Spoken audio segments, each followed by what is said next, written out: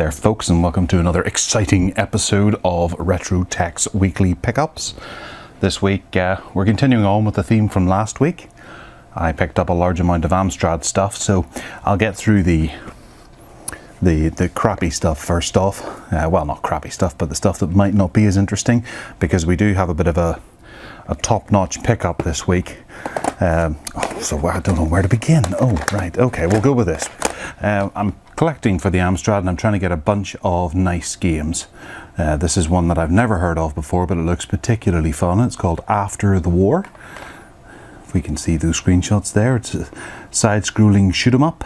Looks fairly colourful. I quite like the look of this. I'm looking forward to giving it a go. I've got a funny feeling that might be the Spectrum, and then that could be the Amstrad and Commodores.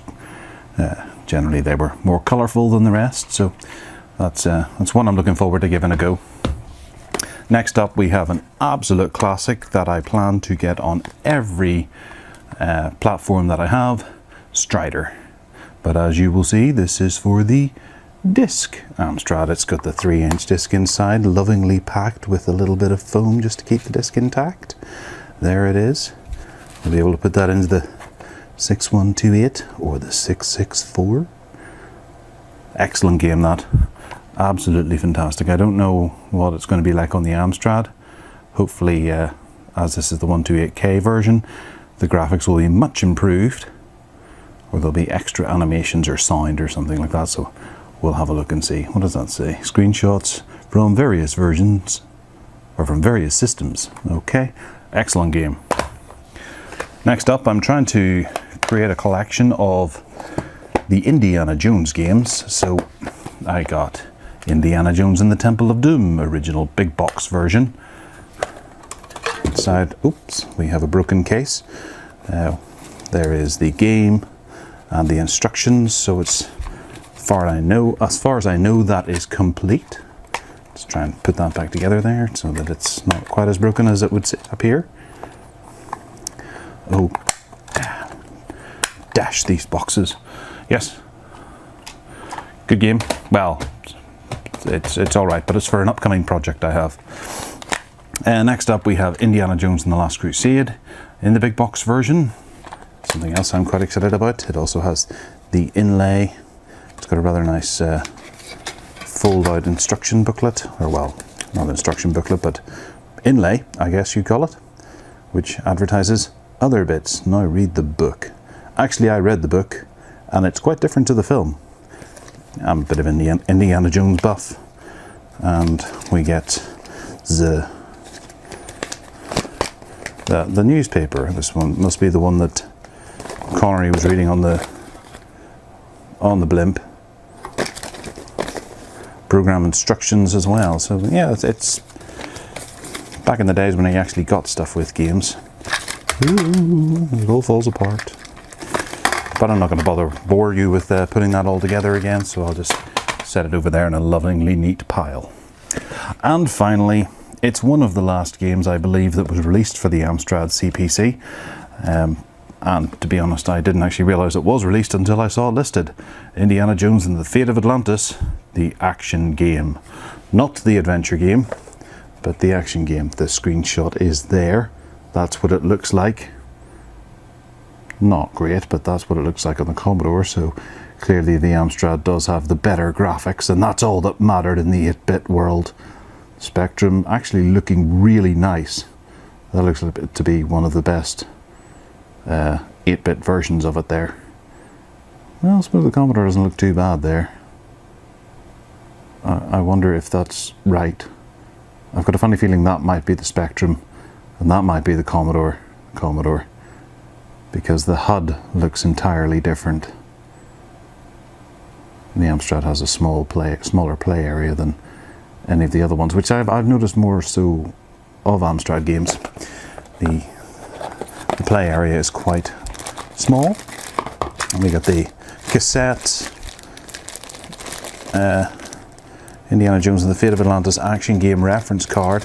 However, on the front you will notice that there is a sticker here that gets in the way. It's free inside. Street Fighter 2 Ryu pin badge. Being an Indiana Jones game, Street Fighter 2 crossover is inevitable. I'm being sarcastic. So we do have in here a little Ryu. Oh yeah. Or, well, whatever noises they make from Street Fighter 2. I can't think of any off the top of my head. I promise not to do that again. Okay, so that's Indiana Jones and the Fate of Atlantis, complete with air.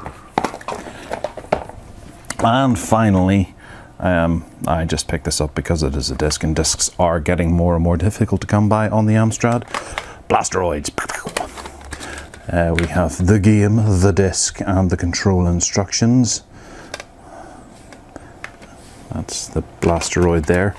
It's, I believe it's some sort of puzzle shooter game. I don't know, I've never played it before, but I'm trying to collect as many 128K games, although I don't know if it is 128K, it could be a 64K game on a disc, but I always imagine that the 6128 versions are nicer than the tape versions. Okay, on to hardware. We picked up one little thing, which is I suppose I'm a big Palm maniac. I love Palm devices, and this one is one that escaped me for many years, although I picked it up recently. It's the Palm Life Drive. Seemed like a really nice idea at the time. It was incredibly overpriced when released. It's a 4GB media player that has Wi-Fi built in. It's very thick in comparison to an iPod, but that's what this was brought out to take on.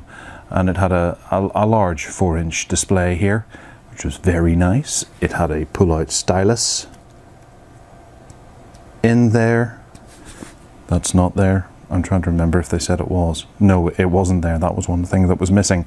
But it did have a lovely cradle with it as well, a Palm dock, which was quite nice. I don't have it here. It's downstairs. I do apologize. I'm not prepared for any of these types of videos, despite getting the camera and the batteries charged and all that kind of thing.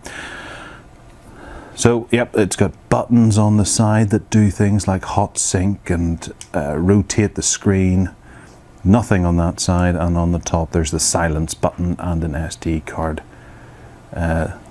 drive bay thing. At the bottom it uses the standard Palm interface, and then the headphone socket and a reset button, always handy. I like these wee things. It's to sit in the background. It does work. It has a security code on it, so I can't actually access it, so I have to do a full hard reset on it. I just imagine that it's got a security code on it because the last person who owned it filled it full of pornography. It's entirely possible. Next up on the hardware side of it is a bit of hardware for Amstrad. It's the Amstrad Notepad computer.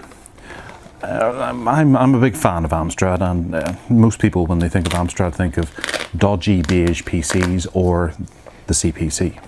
They also made these things as well. This was the... So apologies for the reframing here.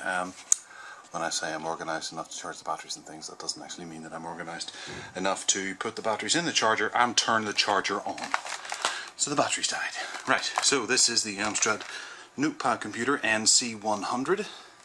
It's simply very basic. It was designed to throw into your briefcase in this rather snazzy faux leather pouch. And you could use it to write a document on the go.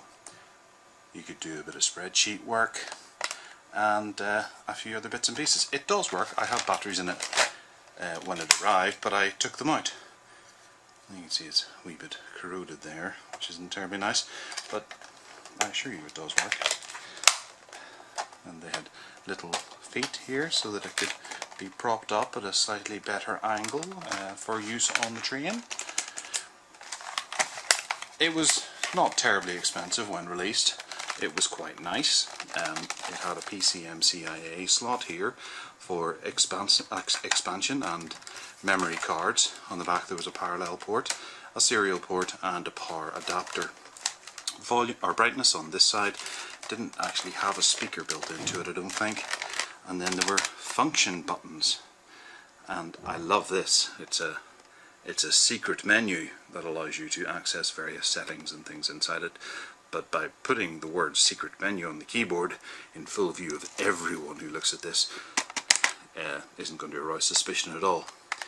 The arrow keys were in an awkward position, so gaming was not an option, although on a screen of this size, gaming is not really an option at all. It's got a nice full keyboard, mechanical as well, which is actually a wee bit typical of Amstrad.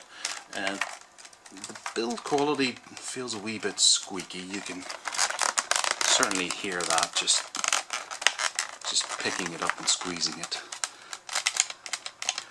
You know, I don't think it would take too kindly to a bit of abuse, but I suppose once you put it in that leather pouch, it's indestructible.